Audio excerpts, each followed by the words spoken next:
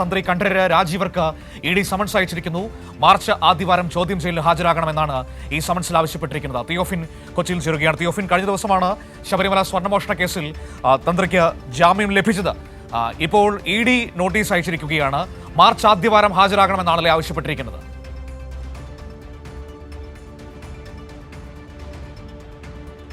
മനോ, ശബരിമല തന്ത്രി കണ്ഠരര് രാജീവർക്ക് 2 ദിവസം മുൻപാണ് അദ്ദേഹത്തിന് ജാമ്യം ലഭിച്ചത്. ഇതിന് പിന്നാലെയാണ് ഇഡിയുടെ സമൻസ് അയച്ചിരിക്കുന്നത്. ഇഡി കൃത്യമായി തന്നെ മാർച്ച് 4-ാം തീയതി ഹാജരാകണമെന്നാണ് തന്ത്രി കണ്ഠരര് രാജീവരോട് ഇഡി ആവശ്യപ്പെട്ടിരിക്കുന്നത്.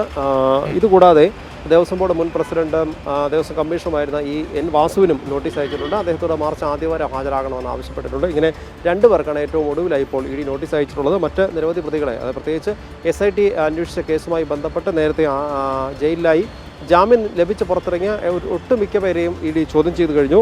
അതിൻ്റെ ഭാഗമായി അതിൻ്റെ ഒരു തുടർച്ചയായിട്ടാണ് ഇപ്പോൾ കണ്ഠരര് രാജീവർക്ക് നോട്ടീസ് അയച്ചിട്ടുള്ളത്. പ്രധാനമായും മറ്റ് പ്രതികളുടെ കാര്യത്തിൽ ഉണ്ണികൃഷ്ണൻ പോറ്റിയുമായുള്ള ബന്ധം, ഉണ്ണികൃഷ്ണൻ പോറ്റിയുമായി സാമ്പത്തിക ഇടപാടുകൾ നടന്നിട്ടുണ്ടോ, മറ്റെന്തെങ്കിലും അനധികൃത പണമിടപാടുകൾ, കള്ളപ്പണം വെളുപ്പിക്കലൊക്കെ നടന്നിട്ടുണ്ടോ എന്ന് അന്വേഷിക്കുമ്പോൾ തന്ത്രിയെ സംബന്ധിച്ചിടത്തോളം മറ്റൊരു കാര്യം കൂടി അന്വേഷിക്കുന്നുണ്ട്. തന്ത്രി കണ്ഠരര് രാജീവര് പരിധി വിട്ട അല്ലെങ്കിൽ വലിയ അളവിൽ സ്വത്ത് സമ്പാദിച്ചിട്ടുണ്ടെന്നൊരു ആരോപണം നിലനിൽക്കുന്നുണ്ട്. ഇതുകൂടാതെ തന്നെ തന്ത്രിക്ക് പലയിടത്തും ധനകാര്യ സ്ഥാപനങ്ങളിൽ നിക്ഷേപമുണ്ടെന്ന ഒരു വാർത്തകൾ നേരത്തെ പുറത്തു വന്നിരുന്നു. ഇതിൻ്റെയൊക്കെ അടിസ്ഥാനത്തിൽ എവിടെയെങ്കിലും ഇദ്ദേഹത്തിന് നിക്ഷേപമുണ്ടോ, ധനകാര്യ സ്ഥാപനങ്ങളിലും ബാങ്കുകളിലും വലിയ തുകകൾ നിക്ഷേപമുണ്ടോ, ഒരാൾക്ക് കണക്കിൽ കവിഞ്ഞ രീതിയിൽ വരുമാനം സമ്പാദിച്ചിട്ടുണ്ടോ തുടങ്ങിയ കാര്യങ്ങൾ കൂടി ഇതോടൊപ്പം തന്ത്രിയുടെ കാര്യത്തിൽ വിവരങ്ങൾ തേടും. ഇതുമായി ബന്ധപ്പെട്ട് കൂടി അന്വേഷണം ഉണ്ടാകും. പക്ഷേ ഈ ചോദ്യം ചെയ്യലിൻ്റെ ഭാഗമായി അറസ്റ്റ് ഉണ്ടാകാൻ സാധ്യതയില്ല എന്നാണ് നമുക്ക് മനസ്സിലാകുന്നത്. കാരണം നേരത്തെ ഇഡി നേരിടുന്ന ഒരു പ്രതിസന്ധിയുണ്ട്. കാരണം ഇതൊരു SIT എടുത്ത കേസിൻ്റെ തുടർച്ചയായി കള്ളപ്പണ ഇടപാടുകളോ കള്ളപ്പണം വെളുപ്പിക്കലോ ഒക്കെ നടന്നിട്ടുണ്ടോ, അല്ലെങ്കിൽ അനധികൃത മറ്റ് പണമിടപാടുകൾ ഉണ്ടായിട്ടുണ്ടോ,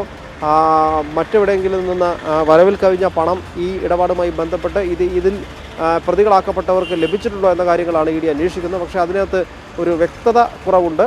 എന്തായാലും ഈ SIT എടുത്ത കേസുമായി ബന്ധപ്പെട്ട് അതിൻ്റെ തുടർച്ചയായി ഇഡി കേസെടുത്തെങ്കിൽ കൂടി ഇഡിക്ക് ഇത് തെളിയിക്കാനും അല്ലെങ്കിൽ വ്യക്തമായ തെളിവുകൾ സഹിതമുള്ളൊരു കുറ്റപത്രം സമർപ്പിക്കാനൊക്കെ ഏറെ സമയം വേണ്ടിവരും.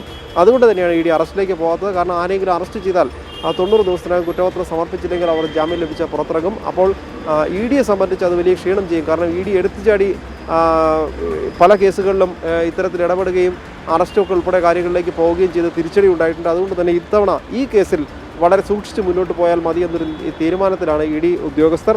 അതുകൊണ്ട് തന്നെ ജാമ്യം ലഭിക്കുന്ന ഓരോരുത്തരെയും വിളിച്ച് ചോദ്യം ചെയ്യുന്നു. ഇതുകൂടാതെ തന്നെ സാക്ഷിയായിരുന്ന ജയറാമിനെ കഴിഞ്ഞ ദിവസം 17-ാം തീയതി ചോദ്യം ചെയ്തിരുന്നു. അതിൻ്റെ തുടർച്ചയായിട്ടാണ് ഇപ്പോൾ ഈ കണ്ഠരര് രാജീവരെ സമൻസ് അയച്ച് വിളിപ്പിച്ചിരിക്കുന്നത്. നേരത്തെ ജയറാമിനെ ചോദ്യം ചെയ്ത് അതേ ദിവസം തന്നെ കൽപേഷിനെയും ചോദ്യം ചെയ്തിരുന്നു. അതിന് തൊട്ട് മുൻപ് ദിവസം 16-ാം തീയതി S ജയശ്രീയെ ചോദ്യം ചെയ്തിരുന്നു. അങ്ങനെ തുടർച്ചയായി ഓരോരുത്തരെയായി ചോദ്യം ചെയ്തുകൊണ്ടിരിക്കുകയാണ്. ഇതുമായി ബന്ധപ്പെട്ട വിവരങ്ങൾ, എന്തെങ്കിലും അനധികൃത പണമിടപാടുകൾ ഈ സ്വർണ്ണ മോഷണ കേസുമായി ബന്ധപ്പെട്ട് ഉണ്ടായിട്ടുണ്ടോ എന്നാണ് ഇഡി പ്രധാനമായും അന്വേഷിച്ചുകൊണ്ടിരിക്കുന്നത്. മനു.